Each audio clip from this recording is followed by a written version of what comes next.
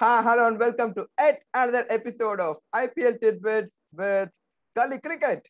And today we've got Manas and Shash with us. Hi, boys. Hi, hi. Hello. Okay, all right. So first of all, Manas, how was the feeling yesterday? It's not often that we juggle between two matches, right? So were you Yeah. juggling or like it was all the RCB match throughout? No, I actually had kept two devices, thinking that I'll watch both, but thinking that I'll watch which is more exciting. But both the matches got so exciting that I missed so many balls in between. I Uh-huh. didn't know whether to watch this match or that match. It was so difficult. But yeah, they should not do this. I don't think this is a good idea for next season. All right. So even the commentators were telling, no, I was watching Tamil commentary and they were like, actually, I'm getting confused. So like, I should not say whatever is happening in that match to this match and this match to that match. Okay. Yeah. It's a new experience. Because Shash, if you remember right, usually whenever there are parallel matches, one match will be some Ireland versus Scotland match. And we Mm. used to just check the scores. And the other match used to be like that Australia versus South Africa kind of a match. Yeah. Different experience, wasn't it, Shash, yesterday? Yes, definitely different because you never had this before in the IPL, and it was Mhm. something new for the viewers. But it becomes quite difficult, especially for neutral viewers. If they want to follow both the matches, then what do they do? Do they keep switching channels, or use two devices if they have an option? All right. So yeah, it was some kind of an experiment, I would say. Maybe it has gone down well with some, and 50-50. yeah, Yeah. I mean, yeah. not sure how they identified which was match number 55 and Mm, match number 56. Okay. mm, So apparently, according to BCCI, Mumbai Indians match was match number 55. So let's okay. start our analysis with that match. Okay. Yeah. Manas, the KKR fans might have had a little bit of what to say, a faster heartbeat, isn't it? We were not expecting that, but being defending champions, they came out, they kind of played the brand of cricket they were used to know, and they kind of gave a scare to KKR, did they? Yeah, I think at the toss itself, KKR fans would have been frightened a bit because if SRH had won, there was no chance that Mumbai could have won. Hmm. And then I think things started going Mumbai's way right at the toss. After that, the match began. Ishan Kishan didn't spare any bowlers, started off beautifully. And the pitch also looked like a good track to bat on, and it was assisting Mumbai. And at one point, they looked like they're going to reach even the 300 mark, but I think even SRH bowlers bowled well. So credit should be given to Abhishek Sharma. Even in that high situation match, he I think 1 over 4 runs and 2 wickets. Hmm. So yeah, great effort from him, and probably KKR fans would have got some uh, happiness at that moment when Right. Abhishek Sharma bowled. Yeah, he did break the momentum, but again Surya Kumar Yadav came and they couldn't reach that big total, Hmm. but I think it was decent enough. If the bowlers had bowled pretty well, they have got the attack, Trent Bolt and Bumrah especially. So they could have definitely qualified if they had played a little better. But Yeah, I was just wondering, okay, things could have been different if they wanted to win by a 70 run margin or a 80 run margin. Okay. mhm. Then like it would have put pressure on SRS, right? I mean, they would have to score 165. Okay. And anything could have happened. And we have seen crazy things happen in cricket. Okay. All Yeah, right. So Shash, talk Yeah. about that innings from Surya Kumar Yadav and Ishan Kishan, because we were all saying that social media was going up as with these two guys are out of form, probably they should be dropped and all of that. Come the right time, superb innings by both these batsmen, isn't it? Yes, I would say I think they found the right time to peak, considering that the World Cup is not, very far. And I think it just shows that when you have a clear mind and you know what you got to do, Hmm. you go and express yourself more freely. That is what happened because Ishan Kishan was given the license telling that, you just got to go and do this from the very first ball. And I think there was hardly any mishits, Hmm. with him also yesterday. It was a superb knock, like getting a 50 of 16 balls is not that easy. And then you are talking about SRH, who has one of the best bowling attacks in IPL, you know. Hmm. So, I mean, it just showed the intent that they had with, and they were very clear with what they wanted to do. And coming back to Surya's knock, I think it was imperative that he contributed as well, because he's not been amongst the runs, and I think it was the right time. Otherwise, Mumbai would have ended up with a total less than 200, which would have been a grave injustice considering the start that Ishan gave to them. Right. So yeah, both innings, like if Ishan gave the start, I think Surya finished it off for Mumbai.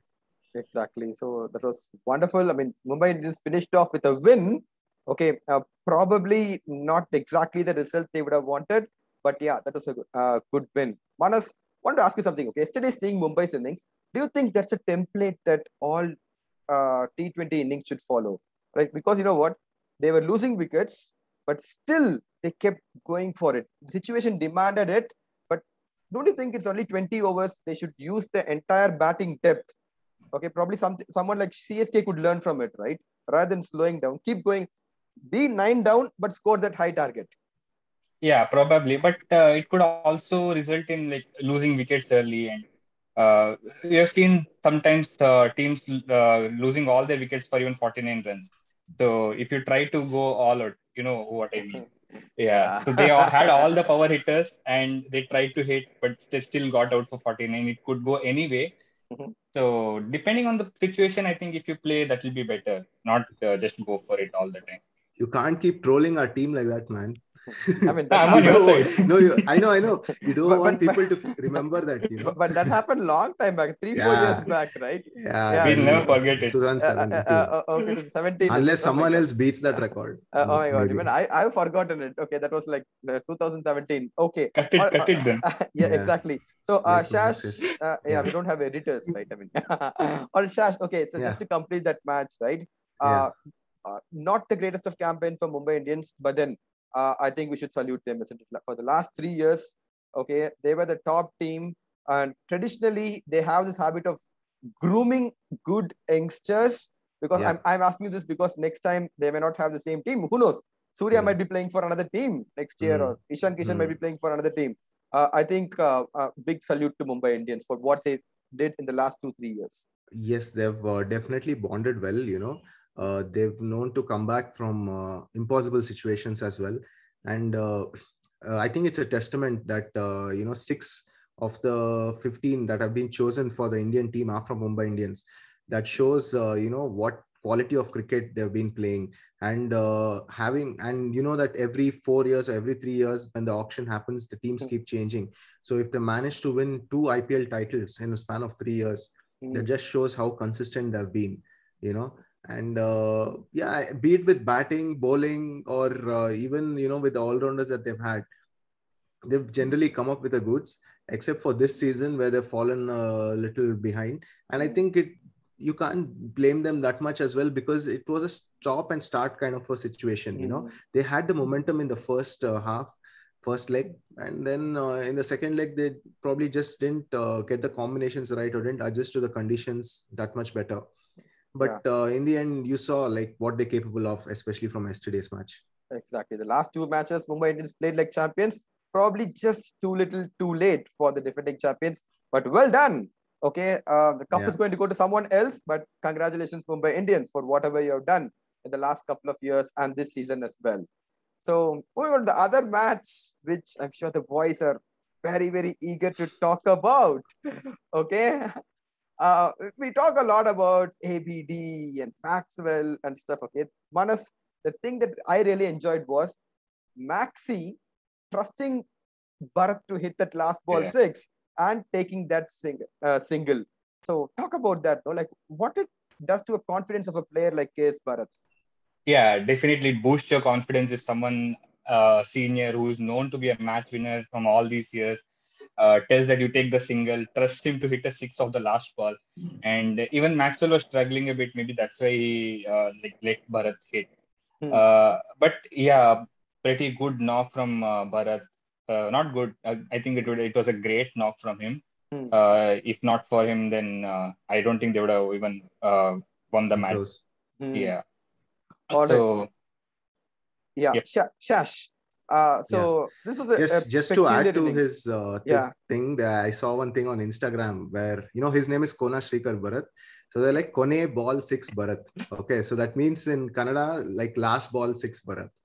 So they just used that first name of his and changed it after yesterday's match.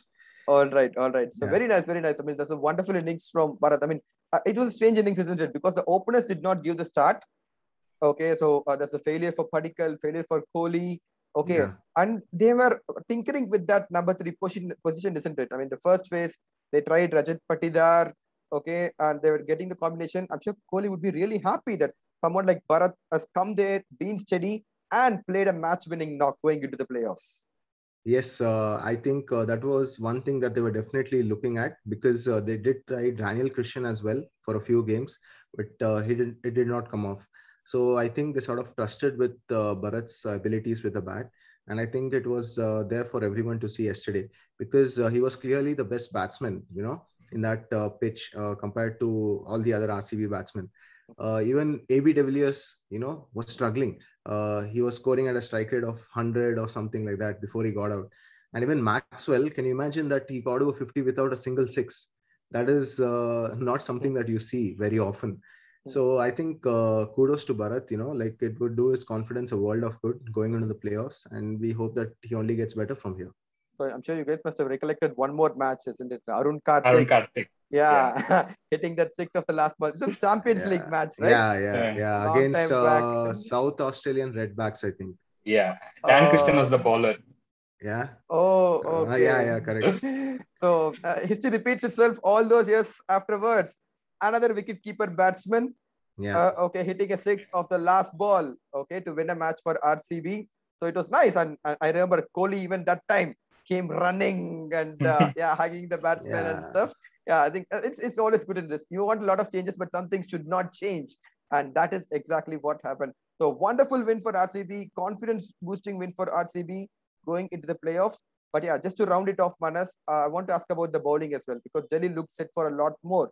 Okay, and as is the norm this season, RCB pulled it back with the bowling at the end. Yeah, but I think the first wicket fell at the 10th over. And they have been great at the death, but I think they should even capitalize the bowling at the first six. So, in the first six, especially in the power play. That's when I think Dhawan and Prithvi Shaw got to a great start. And if it had continued, they would have got to a much larger total than what they got yesterday. And that would have been even more difficult for RCB to get. So in all the matches which you see, they start taking wickets only after the 10th over. So that's not the right thing. Like, especially, So what is trying to tell is basically, if you do manage to get wickets at the beginning, like how KKR have been doing, you'll restrict the team to a much lesser total, and it will be easier for you to chase. Right. So he has a point in that. All right. So RCB was a thrilling win. Okay, for the Royal Challengers Bangalore, the last ball 6 from Bharat, and it was wonderful to see all those raw emotions, okay, of the players. So RCB would go into the playoffs very, very confidently, and KKR would have given a sigh of relief, okay, when Jason Roy and was batting and they made the 65 look simple, okay, they would have really enjoyed it. So that was to round off the league phase. And folks, we have the qualifiers tomorrow. Yeah. Right? Yes, the playoffs are starting. The top 2 teams, I don't know, like towards the end, I think both teams kind of slipped a little bit, but I think they've done enough in the first phase to actually get there. So the Chennai Super Kings versus Delhi Capitals. So looking forward to that, boys. Yeah. Yes. All right. Okay, so what do you think? Like Chennai should do differently, Shash, because they seem to be on a downward slope. Yes, if you consider the 2 teams' form, Delhi is definitely faring better, because even though they did lose the game yesterday, it was off the last ball. It's not like it was a thumping win or anything of that sort. So the problem that they had was with their openers, and I think they also came to form yesterday. But for Chennai, it's been a slightly worrying trend, considering that the middle order has just not come up to terms. And it's only been the openers. So they somehow have to find a way where, the batting unit as a whole is able to perform. And then with the depth that they have, they will put up a pretty substantial score, is what I feel. Yeah, for CSK, it's been the opposite of the last season, isn't it? Last season, they were out of the tournament and then they won the last 3 games. This time they qualified for the playoffs and then they lost the last 3 games. So Manas, you would say Delhi would go in with a lot of confidence because they've scored the double over Chennai like this year and last year as well. So they would go in with that psychological edge. Yeah, right? definitely. And even CSK has been losing momentum in the past. And except for the top two, not much contribution from the others. On the other hand, Delhi has a pretty strong middle order as well. And I think if Stoinis comes in, it will even strengthen their middle order even more. So maybe they'll be looking to get him back in the qualifiers and probably win both the matches. That's what I feel.